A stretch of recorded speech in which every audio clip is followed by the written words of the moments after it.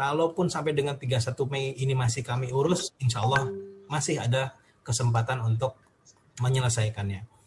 Dan yang terakhir adalah tentang transportasi lokal di Arab Saudi. Sama, belum bisa direservasi, belum ada perusahaan bis yang listing di IHATS. Kalau bis ini lebih kompleks lagi Bapak Ibu sekalian, karena saya bisa jamin hampir 100% tidak ada supir orang Saudi. Supir-supir bis itu selalu kalau nggak orang Indonesia, orang Pakistan, orang Bangladesh, orang Mesir. Sedangkan mereka ini, para supir ini sekarang ada di negaranya masing-masing. Untuk mendatangkan mereka persyaratannya macam-macam, harus vaksin COVID dulu dan lain sebagainya. Sehingga tidak ada satupun perusahaan bis yang listing di IHATS yang bisa kami lakukan reservasi. Namun sekali lagi sampai dengan 31 Mei kami masih punya nafas, kami masih punya waktu yang cukup untuk mengurus itu semua. Nah, berarti dari penjelasan kami tadi sudah dapat diambil kesimpulan yang baru bisa kami lakukan adalah persiapan administratif, dan yang top urgent adalah untuk vaksinasi COVID-19 bagi Bapak dan Ibu sekalian. Izin kami lanjutkan ke skenario kuota. Sebagai gambaran, Indonesia adalah pengirim jamaah haji terbanyak, Bapak Ibu sekalian.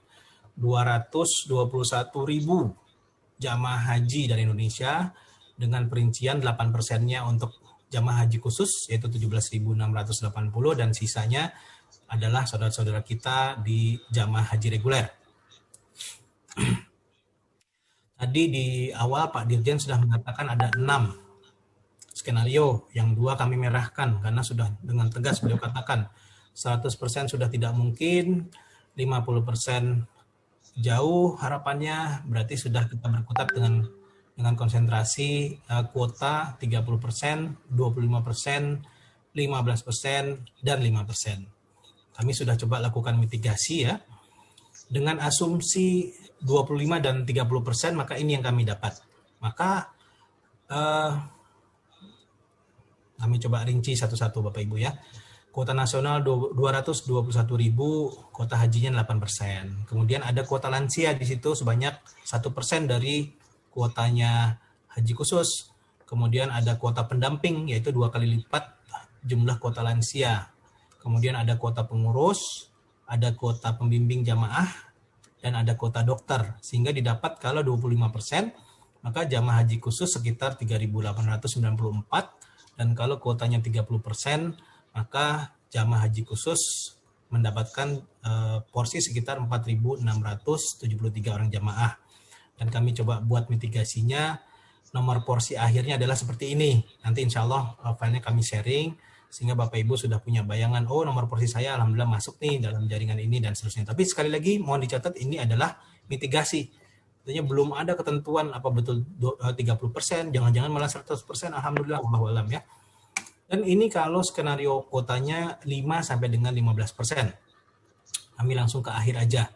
Kalau 15% berarti kita akan mengirimkan 2.341. Ini bicaranya seluruh jamaah haji plus ya, bukan cuma TB. Kemudian kuotanya 10% menjadi 1.561. Dan kalau kuotanya 5%, nah ini typo nih. Harusnya 783 jamaah. Dan ini gambaran. Kami sudah coba melis Bapak Ibu sekalian kira-kira kalau 30% TB dapat berapa sih dan seterusnya, dan ini hasilnya Bapak Ibu sekalian. Jadi kalau kuotanya nanti dapat 30%, alhamdulillah, maka ada 12 orang dari Bapak dan Ibu yang akan terpilih untuk menjadi calon tamu Allah di musim haji ini. Sedangkan kalau 25% ada 8 orang, dan kalau 15% ke bawah tidak satupun dari jamaah TB yang masuk di range tersebut. Nah ini pentingnya adalah jangan lupa ada berdasarkan urut nomor porsi. Yang sering menjadi kendala secara teknis adalah Bapak Ibu yang bepergian dengan pasangannya, misalnya suami istri, suaminya masuk di nomor porsi yang kecil, tapi istrinya karena satu dan lain hal masuknya di nomor urut yang besar, sehingga suaminya dapat, istrinya tidak dapat, dan seterusnya. Itu masalah-masalah klasik. Kemudian bagaimana dengan Bapak dan Ibu yang berada di luar skenario kuota? Jadi artinya belum terpilih untuk berangkat, maka kesimpulannya adalah yang harusnya berangkat 2020 kemarin tertunda menjadi 2022. Kemudian yang tertunda sebelumnya naik lagi menjadi tahun berikutnya 2023. Itu gambarannya Bapak Ibu sekalian. Dan topik terakhir yang akan kami bahas adalah seputar vaksinasi COVID-19. Dalam pernyataannya, Kepala Pusat Kesehatan Haji Dr. Eka Yusuf Singka, beliau ini kuncennya kesehatan haji ya. Di sini dikatakan bahwa calon jemaah haji Indonesia merupakan kelompok sasaran vaksinasi COVID-19. Jadi artinya sudah ada pernyataan tegas di sini bahwa seluruh jamaah haji Indonesia sudah dialokasikan dan diprioritaskan. Di situ aja kenapa? Ngapain? Bapak Ibu mohon maaf yang belum dimut, tolong dimut dulu. Baik, alokasi untuk seluruh calon jamaah haji itu sudah ada. Berarti Bapak Ibu sekalian ini sudah masuk dalam daftar antrian ya, namanya sudah masuk di alokasi vaksinasi COVID-19 dan pemerintah sudah bikin 2 skema bulan Maret sampai dengan April untuk lansia di atas 60 tahun, kemudian bulan April sampai dengan Mei untuk Bapak dan Ibu berusia di bawah 60 tahun. Dan syarat dari pemerintah Saudi harus divaksin 2 dosis. Berarti tahap 1 dan tahap 2 dan selambatnya tanggal 1 Zulhijjah atau 10 Juli itu 2 dosis itu sudah harus tervaksin di tubuh kita semua. Kemudian yang terpenting ada fatwa MUI terkait vaksin ini. Nah, nanti bisa tanya sama Habib soal ini ya.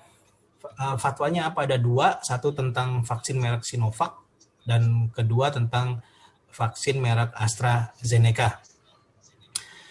Saya bertugas menjelaskan secara teknis Bapak Ibu sekalian ya. Jadi tidak membahas di situ. Selanjutnya adalah objek vaksin COVID-19 ini siapa sih? Ada 2 secara umum ya. Bapak dan Ibu yang usianya di atas 60 tahun. Itu sudah dimulai bulan Maret kemarin dalam skema vaksinasi nasional. Artinya walaupun bukan jamaah haji, maka Bapak Ibu yang yang sudah usianya di atas 60 tahun sudah berhak untuk melakukan vaksinasi. Dan caranya mudah, tinggal datang ke sentra-sentra aja, bawa KTP, nggak perlu bawa porsi haji, sudah langsung otomatis tervaksin. Dan yang terbaru bahkan ada lagi penawaran dari pemerintah. Orang di bawah 60 tahun yang bawa lansia 2 orang di atas 60 tahun, dia boleh ikut divaksin juga. Ya. Kemudian bagaimana dengan yang di bawah 60 tahun? Terus terang sampai hari ini kami masih belum dapat infonya seperti apa. Nanti begitu dapat akan kami sampaikan. Maka akan dilaksanakan April sampai dengan Mei. Dan jangan lupa ada penyintas seperti saya. Saya adalah penyintas COVID. Penyintas ini baru boleh disuntik kalau sudah sembuh 3 bulan. Contoh saya pribadi kena terakhir di bulan Agustus, maka saya sudah lewat, saya sudah boleh dilaksanakan vaksin. Bagaimana dengan yang kenanya sekarang? Nah, ini akan jadi pertanyaan yang seru ya. Dan jangan lupa ada rentang waktu Bapak Ibu sekalian antara dosis 1 dan dosis 2. Sekali lagi kalau ada yang dokter nanti mohon saya dikoreksi kalau saya salah informasinya. Tahap 1 ke tahap 2 itu rentangnya antara 14 sampai 60 hari. Yang kami terima infonya 14 hari untuk merek Sinovac dan 60 hari untuk merek AstraZeneca. Nah ini hati-hati memanage waktu suntiknya. 60 hari itu nggak main-main 2 bulan Bapak Ibu sekalian ya. Artinya kalau kita suntik hari ini berarti tahap keduanya baru bisa dilakukan bulan Juni nanti. Kalau kita telat suntiknya otomatis kita nggak punya bukti vaksin, otomatis batal keberangkatannya. Kemudian ada lagi tentang karantin selain vaksin COVID-19 tadi ya, ada karantin dan ada vaksin meningitis. Jamaah haji juga punya kewajiban untuk divaksin meningitis meningokokus yang juga ada jarak rentangnya. Setelah Bapak Ibu vaksin COVID baru boleh 30 hari kemudian divaksin lainnya. Kemudian ada kebijakan karantin. Nanti konon katanya ini sudah berlaku di umroh. Seluruh jamaah haji begitu nyampe di Saudi Arabia langsung dikarantin selama 3 hari. Kemudian kalau nauzubillah dalam masa karantin tersebut ternyata terpapar COVID, karena nanti ada tes PCR swab testnya di hari ketiga, maka ditambah lagi karantinnya menjadi 10 hari. Artinya sudah 13 hari hilang tuh. Baik, mudah-mudahan sudah punya bayangan ya. Kemudian kami coba bikin timeline, catatan durasi waktu lah ya. Satu, ada 30 hari rentang waktu untuk vaksinasi meningitis. Kedua, ada kebutuhan waktu 28 hari bagi jamaah di atas 60 tahun untuk vaksinasi COVID. Ini belum bicara kalau pakai AstraZeneca. AstraZeneca berarti nambah lagi dia menjadi 60 hari ya. Kemudian butuh rentang waktu 14 hari untuk suntik tahap 1 ke tahap 2 bagi Bapak dan Ibu yang usianya di bawah 60 tahun. Kemudian ada lagi karantina 3 hari di Saudi Arabia, ditambah lagi kalau terkena lagi karantina wajib selama 10 hari. Jadi begitu panjang Bapak Ibu sekalian waktu-waktu yang dibutuhkan untuk persiapan ini. Sehingga kami coba buat gambaran programnya seperti ini. Maka berdasarkan hitungan kami, Bapak Ibu bisa lihat di tabel yang sebelah kanan ya. Mudah-mudahan nggak terlalu kecil. Kami coba tarik mundur mulai dari 9 Zulhijjah, kemudian dengan catatan di hari ke-14, hari ke-13 adalah batas waktu untuk masuk ke Saudi, dengan asumsi kita ada karantin 3 hari, kemudian ditambah ada yang kena COVID 10 hari, maka idealnya kita sudah harus berangkat tanggal 4 Juli. Kenapa kami bikin mitigasi seperti ini? Karena ketika Bapak dan Ibu terkena masa karantin, nauzubillah misalnya ya, di sana ternyata diidentifikasi terpapar COVID. Saya mengatakannya diidentifikasi, kenapa ya? Karena walaupun kita sehat, kadang-kadang hasil PCR swab test di sana itu menjadi tidak sehat karena perjalanan yang capek, atau mungkin karena sedang flu dan lain sebagainya. Sebetulnya Bapak Ibu nggak COVID, tapi teridentifikasi COVID. Dan pemerintah Saudi nggak mau tahu, begitu hasilnya positif, karantin. Bayangkan Bapak dan Ibu di tanggal 9 Zulhijjah wukuf sedang karantin. Percuma haji ya. Karena haji adalah Arafah. 9 Zulhijjah Bapak dan Ibu wajib berada di Padang Arafah untuk berwukuf. Sedangkan saat itu sedang ada di kamar hotel karantin, maka hajinya gugur. Nah, oleh karena itu maka kami coba bikin mitigasi. Kami dapatkan setidaknya kita harus sudah berangkat tanggal 4 Juli. Biasanya Tibitrus punya programnya akhir. Kita biasanya berangkatnya tanggal 5 Zulhijjah. Tapi untuk kali ini mau tidak mau kita harus menyesuaikan diri. Kita 4 Juli sudah harus ada keberangkatan. Artinya sudah tercatat satu perubahan soal program keberangkatan. Kemudian dari sisi waktu kami coba bikin sebuah tabel ya. Kami klasifikasi dari sisi umur, kemudian kami klasifikasi lagi berdasarkan Bapak Ibu yang sudah dan belum vaksinasi meningitis. Maka didapat Bapak Ibu yang belum vaksin meningitis dan usianya di bawah 60 tahun, maksimal 11 Mei sudah harus vaksin. Lewat dari ini, rasa-rasanya sulit untuk berangkat haji. Kemudian Bapak dan Ibu yang usianya di atas 60 tahun dan belum vaksinasi meningitis, maka paling lambat 27 April sudah harus melaksanakan vaksinasi COVID 2 dosis. Dan bagi yang sudah pernah atau masih berlaku vaksinasi meningitisnya, usianya di bawah 60 tahun agak panjang, masih punya waktu sampai dengan 19 Juni untuk vaksin COVID. Dan untuk di atas 60 tahun yang sudah punya vaksin meningitis, punya waktu sampai dengan 5 Juni 2021 untuk vaksinasi COVID-19. Yang menjadi tanda tanya besar adalah ketersediaan vaksin di Indonesia. Walaupun kita sudah terjamin, bagaimana jika misalnya ini berandai-andai ya, Sinovac-nya habis, kemudian tinggal AstraZeneca yang waktu rentangnya 60 hari, yang fatwanya juga masih mubah. Nah, ini nanti akan menjadi perdebatan atau pertanyaan yang seru. Baik, kami lanjut Bapak Ibu sekalian. Catatan untuk penyintas COVID-19, Bapak dan Ibu yang pernah terkena COVID-19, pernah menjadi penderita ya. Maka bagi yang usianya di atas 60 itu sudah harus sembuh, lucu bahasanya ya. Sudah harus sembuh setidaknya 5 Maret 2021 atau gambarannya dari semua ini ya. Dari tabel ini adalah usahakan di saat-saat ini jangan kena COVID. Kurang lebih begitu. Karena begitu kena, Bapak Ibu perlu waktu 3 bulan untuk suntik vaksinasi COVID-19. Walaupun tentu menurut saya atau menurut pengetahuan kami sebetulnya ada jalan keluar yang lain. Baik, sehingga kita tidak perlu berpusing-pusing lagi dengan tadi masalah kuota seperti apa, jadi apa enggak.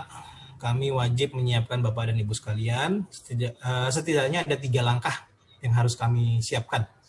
1, untuk menyegerakan vaksinasi COVID-19.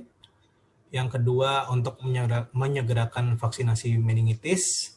Dan yang terakhir adalah memeriksa validitas paspor Bapak dan Ibu sekalian. Apabila masa berlakunya ternyata sudah habis, mari sama-sama kita perpanjang. Jadi jangan lupa Bapak Ibu sekalian, slide terakhir ini adalah jadi tidak jadi haji, kita siapkan sama-sama. Demikian. Dan kita masuk kepada kesimpulan. Kesimpulannya ada beberapa hal. Yang terpenting adalah hingga detik ini Indonesia masih masuk dalam daftar 20 negara yang ditolak warga negaranya untuk masuk ke Arab Saudi. Peraturan ini masih berlaku sejak 3 Februari dan belum dicabut. Kemudian kesimpulan lainnya adalah tadi sudah kami sampaikan akan ada percepatan keberangkatan menjadi 4 Juli. Kemudian tidak ada program Arba'in di Madinah karena akan ada pembatasan durasi tinggal di Saudi yang kami dengar hanya 6 hari bolehnya di Madinah. Kemudian tentunya ini juga penting akan terjadi kenaikan harga paket antara 30-40% dari harga paket normal. Dan hotel, akomodasi lainnya seperti Wisma Transit dan lain sebagainya itu hanya boleh ditempati 2 orang, 1 kamar. Transportasi lokal atau bis di Saudi Arabia juga kapasitasnya dibatasi menjadi 50% saja. Wajib vaksinasi COVID-19 dan vaksinasi meningitis. Kemudian akan ada karantina pra dan pasca keberangkatan di Indonesia. Sebelum berangkat nanti Bapak Ibu akan dikarantin, pulangnya akan dikarantin, ditambah lagi ada karantin lagi di Saudi Arabia 3 hari, plus 10 hari kalau na'udzubillah kena terpapar COVID. Kemudian akan ada 5 kali PCR swab yang Bapak Ibu jalankan, 3 kali di Indonesia dan 2 kali di Saudi. 3 kali di Indonesia itu 1 kali sebelum berangkat, kemudian 2 kali setelah kepulangan. Sedangkan di Saudi 2 kali PCR, 1 kali di masa karantina dan 1 kali sebelum pulang ke Indonesia. Kemudian akan ada penerapan protokol kesehatan yang ketat. Di Saudi berikut ada denda-dendanya. Nggak pakai masker denda segini, nggak pakai batuk sembarangan denda segini, itu ada, pemerintah Saudi udah punya. Kemudian akan ada pembatasan akses masuk ke masjid. Berdasarkan pengalaman kami menyelenggarakan umroh kemarin, maka ke masjid itu terbatas, kecuali di Madinah. Kalau Madinah agak sedikit leluasa ya. Kalau di Mekah itu ada batas waktunya. Kita harus punya tasreh atau punya surat izin untuk bisa masuk ke masjid. Tawaf sunnah udah mustahil karena dikhususkan untuk yang umroh dan ifadah nanti kalau haji. Kemudian apalagi kemungkinan besar juga haji akan dilaksanakan hanya rukun-rukunnya saja. Seperti contoh ketika umroh kemarin, tawaf wada tidak ditiadakan Bapak Ibu sekalian. Jadi setelah umroh pulang dari Mekah nggak ada tawaf wada, jamaah langsung disuruh pulang. Itu salah satu contoh ya. Bisa jadi nanti di haji pun demikian. Mungkin minanya dikurangi sehari, lempar jumrohnya pun demikian, dan lain-lain sebagainya. Kemudian bandara keberangkatannya juga akan terbatas. Nanti bandara embarkasi itu hanya ada 4, yaitu Jakarta, Surabaya, Makassar, dan Medan. Dan tidak diizinkan membawa air zam-zam dari Saudi Arabia, namun gak usah khawatir, ini jalan keluarnya mudah, karena kami bisa menstok sebelumnya. Dan yang paling penting adalah segala resiko yang terjadi akibat penerapan protokol COVID-19 menjadi tanggung jawab jamaah sepenuhnya. Ini penting kami sampaikan di awal. Contoh, kita berangkat 4 Juli, kemudian 1 Juli Bapak Ibu dilaksanakan karantina di Jakarta selama 3 hari. Di masa karantina tersebut Bapak Ibu dilakukan tes PCR swab test, anggap di tanggal 2 atau tanggal 3. Kemudian hasilnya adalah positif, maka otomatis Bapak Ibu nggak bisa berangkat. Ketika itu terjadi, risiko itu sudah berpindah ke masing-masing jamaah, sudah bukan di penyelenggara lagi. Kemudian contoh kedua, ketika Bapak dan Ibu sudah tiba di Saudi Arabia, kemudian terpapar COVID, kemudian masuk masa karantina, di masa-masa haji yang otomatis hajinya tidak sah atau sama dengan tidak haji, maka itu pun salah satu contoh menjadi risiko bagi Bapak dan Ibu sekalian. Demikian yang dapat kami sampaikan, Bapak Ibu sekalian. Dengan harapan tentunya informasi ini menjadi penyemangat, bukan sebaliknya ya. Satu tadi dijelaskan sama Dirjen, tetap harus kita persiapkan, dan kedua juga harus legowo nanti apapun hasilnya. Kurang lebih itu yang dapat saya sampaikan, dan untuk selanjutnya kami buka sesi tanya jawab. Mohon maaf di sini Ustadz Jai apakah sudah bergabung? Ustadz Jai nggak ada, oke. Pak Jali, monitor Pak Jali.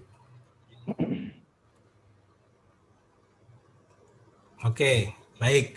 Kalau gitu izin saya merangkap jadi moderator juga. Silakan Bapak Ibu, kita punya waktu sekitar 15 menit ke depan untuk tanya jawab sebelum nanti Habib akan memberikan tausiahnya. Silakan Bapak Ibu.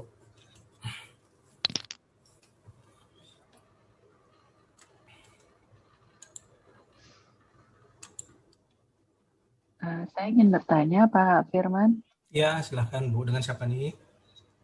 Saya Eli. Maaf, saya boleh nggak pakai video ya? Izin. Ya. Nggak apa-apa.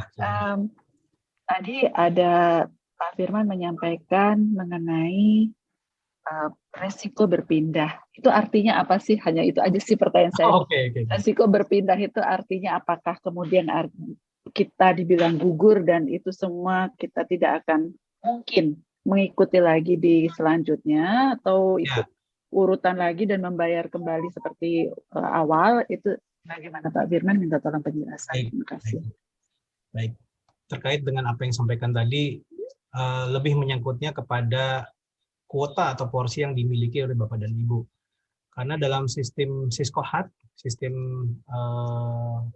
pendaftaran haji terpadu yang dimiliki oleh pemerintah, ketika seorang jamaah sudah dinyatakan untuk berangkat, jadi ketika visanya keluar, maka porsinya otomatis hangus. Nah, itu risiko yang paling berat. Kemudian tiba-tiba karena satu dan lain hal tidak bisa berangkat, maka akan bisa berangkat lagi dengan catatan masuk urutan antrian lagi, Bu. Menjadi 6-7 tahun lagi, dan segala biaya yang sudah keluar otomatis juga hangus. Itu kurang lebih penjelasannya, Bu. Jadi artinya semuanya harus berulang kembali. Biaya hangus, yang sudah kita bayarkan hangus, urutan kuotanya juga mengulang lagi porsi. Betul. Kalau biaya saya yakin Bapak Ibu sekalian punya kemampuan lebih, namun porsi yang sulit, karena usia kita nggak ada yang tahu kan, harus nunggu lagi 6-7 tahun. Oke. Demikian Bu. Artinya seandainya memutuskan, seandainya ini urutannya dapat gitu ya Pak. Ya. Kemudian kami memutuskan karena satu dan lain hal kami berpikir bahwa mungkin bukan saatnya atau belum vaksin, istilah persyaratannya belum komplit gitu ya, memutuskan untuk menunda, maka itu kita punya kuota masih memungkinkan untuk tahun depan gitu ya Pak. Betul. Jadi artinya kita tidak ada kehilangan, maksudnya kuota itu tetap kami punya gitu ya. Betul. Okay, baik, saya tegaskan Bapak Ibu sekalian ya. Saat ini Bapak Ibu sekalian seluruhnya 82 jamaah sudah kami daftarkan sebagai jamaah siap berangkat. Nanti terlepas di depan sana Bapak Ibu merasa belum siap dan sebagainya ya. Kami sudah daftarkan seluruhnya dalam keadaan siap berangkat. Ketika nanti terjadi pembatalan, tentunya ada batas waktu pembatalannya, maka porsinya tidak hangus. Bisa dipakai untuk tahun depan dan tidak terhitung sebagai pembatalan pribadi. Karena kalau pembatalan pribadi itu ada batas waktunya 2 kali. Misalnya tahun ini saya secara pribadi membatalkan haji saya untuk ke tahun berikutnya, lalu tahun berikutnya saya batalkan lagi, maka tahun berikutnya porsi saya hangus. Kalau untuk kasus ini Pak Dirjen sudah pernah menyatakan di kesempatan yang lain porsinya tidak hangus karena keadaan khusus. Oke, baik Pak Firman, terima kasih. Sama-sama boleh. Silakan Bapak Ibu sekalian yang masih punya pertanyaan. Assalamualaikum Mas Firman, saya dengan Andi. Siap Bapak. Mau tanya, kita yang di bawah 60 ini kan belum vaksin COVID ya? Ya. Sementara tadi Mas Firman jelaskan bahwa rentang antara COVID dengan meningitis itu 1 bulan ya. Ya. Nah, apakah artinya kita sekarang sambil menunggu meningitis dulu ya? Ya. Untuk yang di bawah 60, rencananya nanti kami akan mulai data setelah acara ini ya. Lalu kami akan mulai vaksin duluan, Pak. Jadi jangan nunggu vaksin COVID-nya, karena vaksin COVID-nya kan masih belum jelas. Sedangkan untuk yang di atas 60 tahun sudah bisa. Jadi terbalik polanya seperti itu. Oke, jadi untuk meningitis kita tunggu dari TB aja ya? Ya, tunggu nanti instruksi dari kami, Pak. Informasi dari Terima kami. kasih. Ya, terima kasih. Sama-sama, Pak. Silahkan, Bapak Ibu yang lain. Beb, kayaknya perlu disemangatin ya, Beb. Ya Allah, kayaknya udah pada Boleh lagi, Mas Firman? Boleh, Bapak. Kebetulan paspor saya dan istri saya habis bulan Oktober nanti. Jadi kayaknya kita harus perpanjang dulu. Iya. Nah, kebetulan istri saya itu kan namanya 2. Ya. 2 huruf ya. Dua kata. Untuk perpanjangan ini apakah langsung 3 atau 2 aja tidak apa-apa ya? 2 cukup. 2 cukup nggak apa-apa ya? Minimal 2 kata. Oke, thank you. Ya.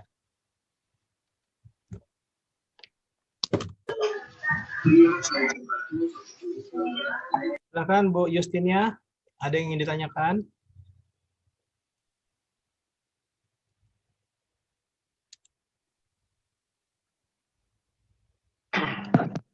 Assalamualaikum Pak Firman.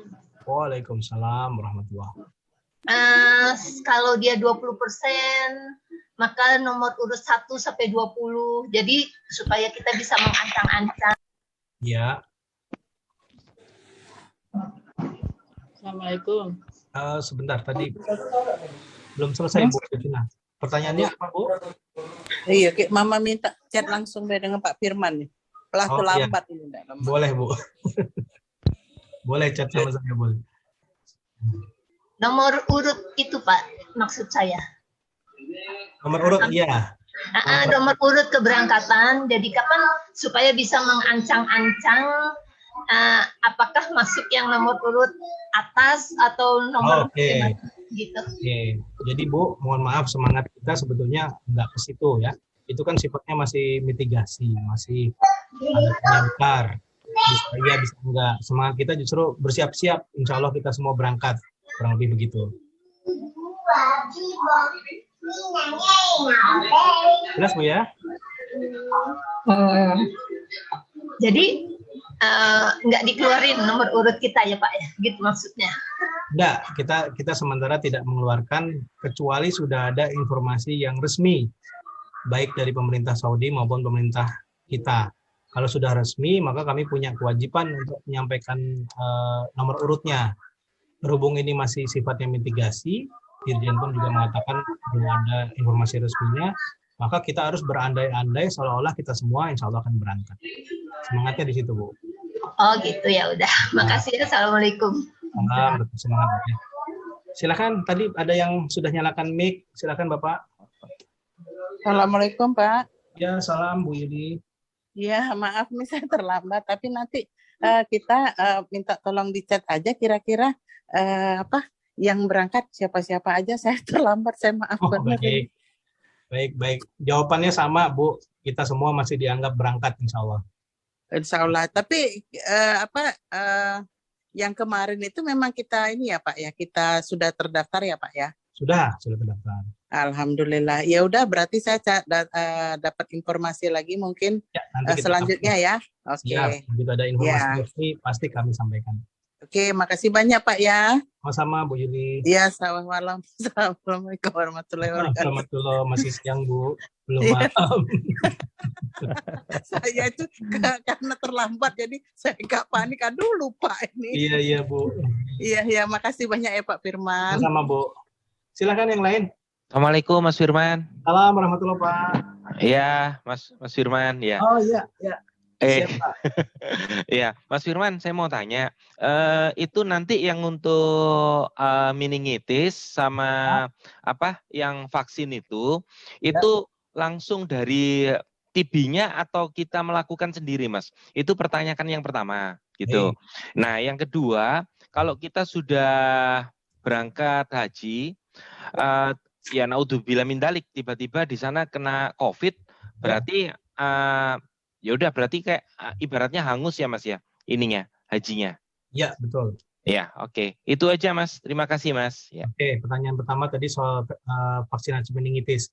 Jadi Bapak Ibu sekalian, langkah pertama nanti setelah acara ini kami akan mengirimkan form. Formnya itu tentu ada nomor kontak dan lain sebagainya. Kami akan data dulu kira-kira siapa yang perlu vaksinasi, lokasinya di mana dan lain sebagainya. Nanti baru kami akan lakukan koordinasi teknis pelaksanaannya. Itu soal vaksinasi meningitis. Kedua tadi pertanyaan Pak Wawan, bagaimana kalau kita kena COVID di sana? Jadi kalau kita kena COVID di Saudi Arabia, kemudian masuk karantina di masa pelaksanaan wukuf, otomatis hajinya gugur. Karena sampai hari ini kami masih belum dengar apakah jamaah haji yang terkena COVID dan masuk karantina itu akan disafari wukufkan. Itu belum terdengar sama sekali. Mudah-mudahan sih ada opsi di safari wukufkan ya.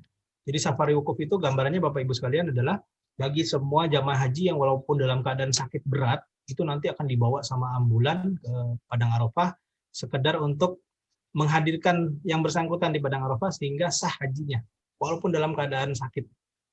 Nah ini kami belum dapat opsi ini, maka kami anggap yang kena COVID di masa karantina 9 Zulhijjah otomatis hajinya gugur. Demikian. Silakan yang lain Bapak Ibu.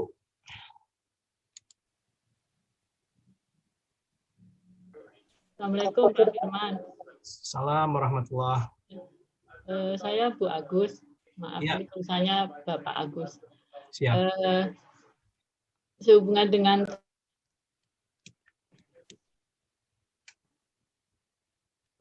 penjelasannya untuk tes swab PCR itu H- berapa ya dari sebelum berangkat tanah air dan H+ berapa setiba di sana? Oke.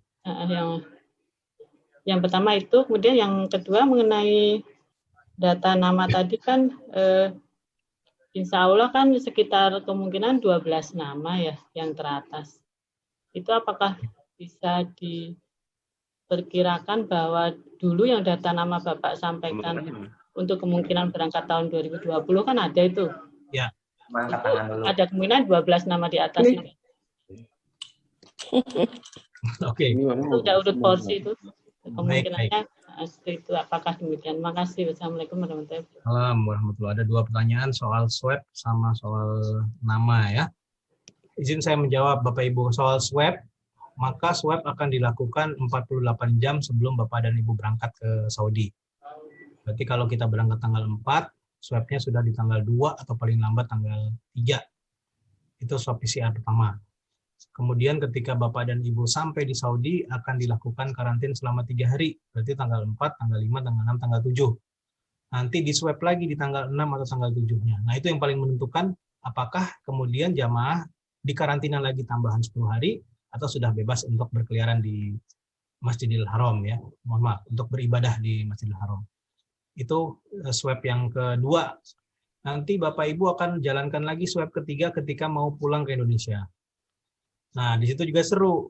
Ketika swab ketiganya positif, dikarantin lagi 10 hari. Tapi kalau tidak positif, dipulangkan ke Indonesia. Sampai di Indonesia, Bapak Ibu akan menjalani masa karantina 6 hari.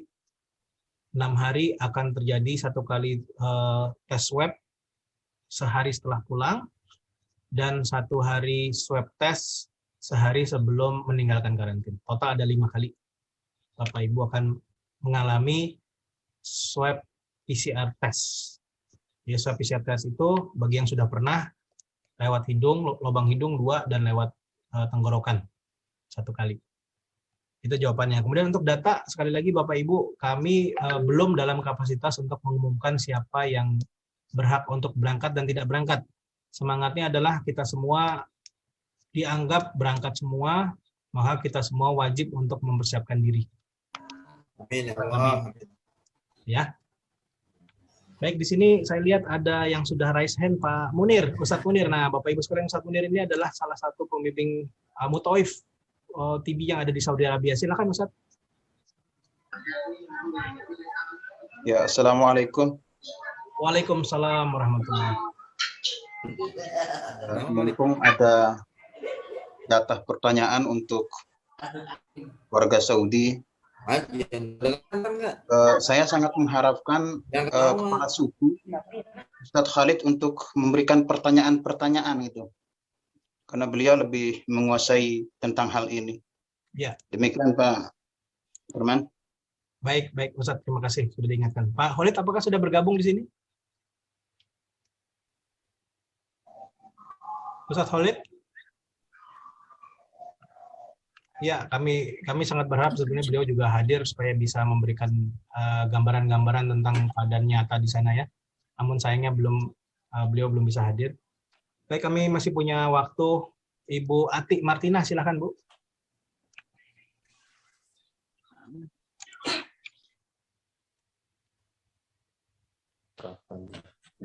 Assalamualaikum. Waalaikumsalam Bu. Mau bertanya mengenai saya itu lagi pengobatan, tapi belum divaksin. Apa bisa ya, walaupun dalam pengobatan? Baik, kalau terkait itu rasanya sangat kami sarankan Ibu untuk bertanya secara detail ke dokter yang merawat Ibu. Oh gitu. Tapi beliau yang paling punya jawaban. Maksudnya perawatannya hanya obat aja, tapi saya di rumah. Baik Bu, saya sangat menyarankan bagi kita semua ya, tidak terkecuali sebelum vaksin, konsultasi dulu. Karena setahu saya, kemarin saya sempat nganterin lansia yang vaksin, nanti ketika di tempat vaksin itu akan dilakukan tes kesehatan juga Bu. Oh gitu. Ya, dinyatakan layak atau tidak untuk divaksin, di situ nanti tempatnya. Oh iya. Ya, yang terpenting kita semua jangan ada yang ditutupin. Misalnya kita punya penyakit ini, mentang-mentang pingin haji, udahlah dibilang enggak aja. Nah itu nanti justru membahayakan kita semua. Iya. Terus tapi waktu vaksin masih bisa ya Pak? Maksudnya Bu? Waktunya untuk divaksin masih ada waktu? Oh masih panjang Bu. Oh begitu. Panjang. Hanya itu aja Pak. Baik Bu. Assalamualaikum. Waalaikumsalam warahmatullahi. Sambil menunggu saya bacakan ada pertanyaan dari Pak Hamdi di sini. Apakah jalan jemaah haji yang dapat kuota 2020 kemudian meminta berangkat mundur jadi 2021, kuotanya juga mundur menjadi 2022? Baik. Jadi bagi Bapak Ibu yang mundur di tahun ini, nyatakan mundur, otomatis akan terdaftar sebagai jamaah berangkat di tahun 2022. Untuk jamaah yang harusnya berangkat 2020 ya, bukan yang 2021. Jadi kuotanya tetap mundur jadi 2022. Itu jawabannya Pak Hamdi. Ustadz Khalid ada di sini, Ustadz? Silakan Ustadz. Ustadz Khalid. Assalamualaikum warahmatullahi wabarakatuh. Waalaikumsalam. Alhamdulillah, Bapak Ibu sekalian. Assalamualaikum warahmatullahi wabarakatuh. Alhamdulillah. Alhamdulillah. Di tengah-tengah kita juga nih. Siap. Siap Pak Firman. Ustadz Khalid Bahrawi, beliau ini adalah Kepala Perwakilan TB di Saudi Arabia. Silakan Ustadz, ada yang ingin disampaikan atau ingin ditanyakan terkait persiapan haji kita Ustadz? Pertama-tama Assalamualaikum warahmatullahi wabarakatuh. Selamat pagi ya, di sini masih pagi jam 6 subuh di Makkatul Mukarramah. Alhamdulillah kita baru selesai melaksanakan. Assalamualaikum Habib. Waalaikumsalam warahmatullahi wabarakatuh. Sehat. Alhamdulillah baru selesai sholat subuh di Makkah. Alhamdulillah kondisi terkini dari Arab Saudi bahwa hari Selasa kemarin terjadi ada satu orang masuk ke dalam Masjidil Haram yang mungkin itu ya mungkin ada satu kejadian membawa senjata atau apa gitu ya. Jadi akhirnya diperketat sekarang Pak Firman untuk masuk ke Masjidil Haram. Oh, oke. Untuk sholat Jumat kemarin, saya dan Ustadz Munir dan Ustadz Izzuddin juga, alhamdulillah kita berhasil masuk juga ya, karena memang lengkap semuanya, kita sudah divaksin, alhamdulillah pertama, karena syarat untuk masuk menjadi petugas haji itu yang pertama kali adalah vaksin. Kita sudah divaksin, alhamdulillah yang pertama. Jadwal kedua nanti insya Allah tanggal 8 Juni. insya Allah. Untuk masuk ke Masjidil Haram saat ini masih belum syarat vaksin. Vaksin belum menjadi syarat utama untuk masuk ke Masjidil Haram. Hanya cukup untuk booking di Temarna dan menunjukkan ada kartu kesehatan namanya Sihati.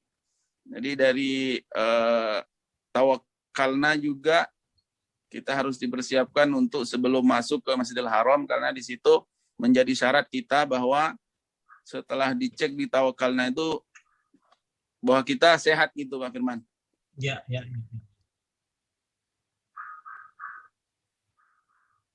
Ada info lain, Ustaz? Apa vaksinnya di sana? Pakai Sinovac juga atau yang lain? Vaksin di Arab Saudi AstraZeneca dari Inggris. Oh, AstraZeneca ya? Iya, AstraZeneca ya mungkin ya. Iya, AstraZeneca betul. Karena Pfizer-nya sudah habis. Okay. Sampai hari ini vaksin di Arab Saudi sudah 5 juta orang. Jadi yang tadinya warga negara Arab Saudi itu sebanyak 27 juta, baru divaksin 5 juta. Karena untuk pendaftaran juga mungkin diatur ya, dengan setiap hari regulasinya dibatasi, dan alhamdulillah sampai hari ini sebanyak 5 juta warga negara dan ekspatriat sudah divaksin sampai hari Jumat kemarin.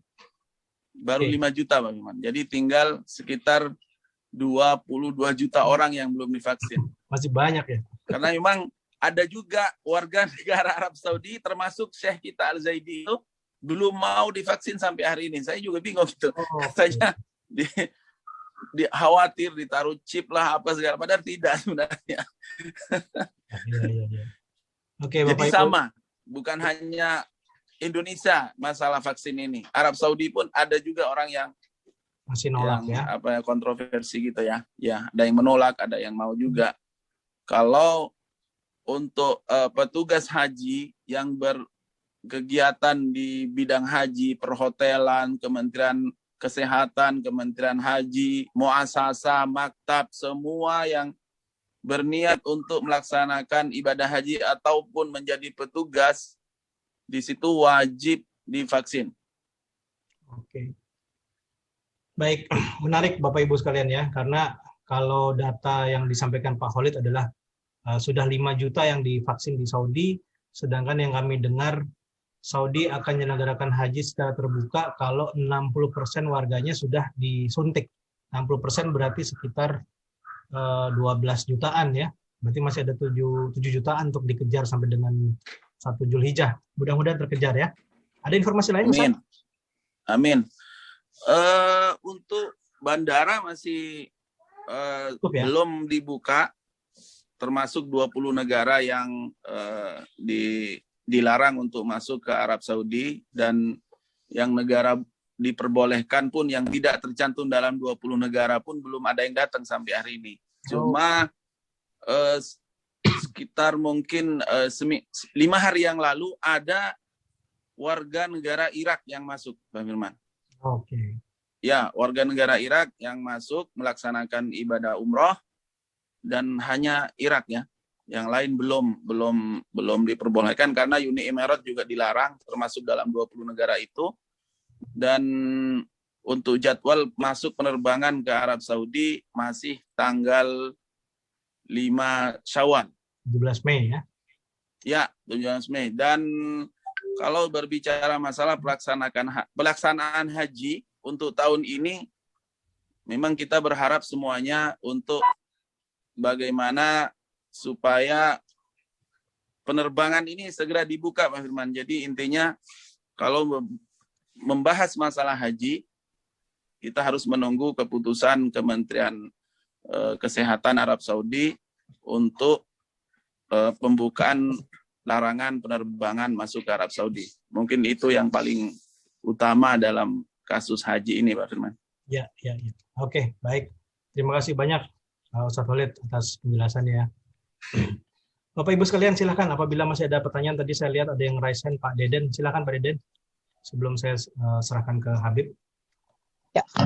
Assalamualaikum Pak Firman, izin bertanya. Oh iya Bu. Ya, jadi tadi kan disampaikan bahwa saat ini kita kondisinya semuanya sudah siap berangkat gitu ya. Ya. Namun kalau boleh di situasinya ya karena kalau kita tahu sekarang nih vaksin COVID baru masih pada tahap yang lansia. Untuk yang di bawah itu kalau saya dengar baru akan dibuka sekitar bulan Juni. Nah, terkait ini kalau hilang suaranya Bu. Memang kita namanya kita akan ikut jalur umum gitu kan ya. Oh, oke, vaksin mandiri ya. Betul, terkait vaksin COVID. Kalau lihat dari tataran waktu, kita perlu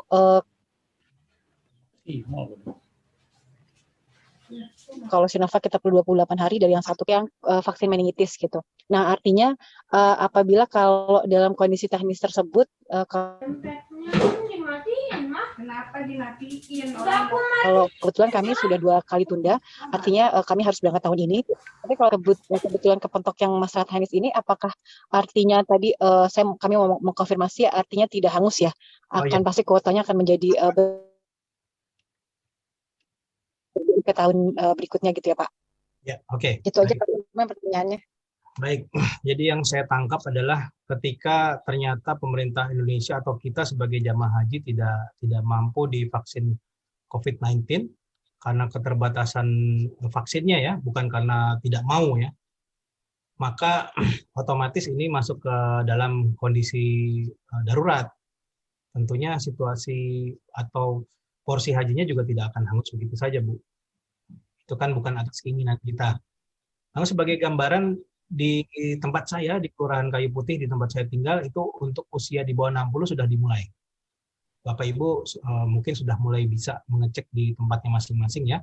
Jadi walaupun kami juga akan mencoba koordinasi dengan berbagai pihak, namun apabila Bapak Ibu memungkinkan untuk divaksinasi duluan, saran saya, terlepas dari kita berangkat haji atau enggak, dipersilahkan. Namun jangan lupa dengan 2 fatwa yang sudah keluar. Nah, ini belum ada yang nanya sampai saat ini. Silakan. Bapak Ibu, kita masih punya waktu 2 menit lagi. Mas Firman, boleh tanya lagi? Tadi kan Mas Firman kasih narasi bahwa antara vaksin meningitis dengan vaksin COVID itu ada jeda 1 bulan ya? Ya. Oke, let's say kita 4 Mei ini sudah bisa vaksin meningitis. Ya. Artinya 4 Juni kita baru boleh COVID ya? Ya. Nah, worst case ternyata kita kan nggak bisa milih ya antara Sinovac sama AstraZeneca. Ya. Pas 4 Mei kita dapat yang AstraZeneca, which is itu kan 2 bulan berarti 4 Juli ya? Ya. Nah, menjelang keberangkatan. Kalau kondisi itu terjadi gimana ya? Baik, itu masuk kondisi khusus juga Pak. Itu kan kondisi yang tidak kita inginkan. Oke, jadi kalau kayak gitu nggak angus ya? Nggak angus. Oke, terima kasih. Ya.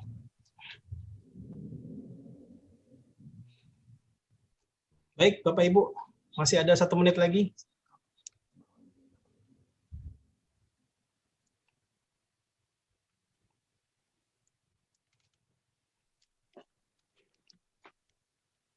Assalamualaikum Bapak. Assalamualaikum warahmatullahi wabarakatuh. Ya, Bu Tuti, silahkan.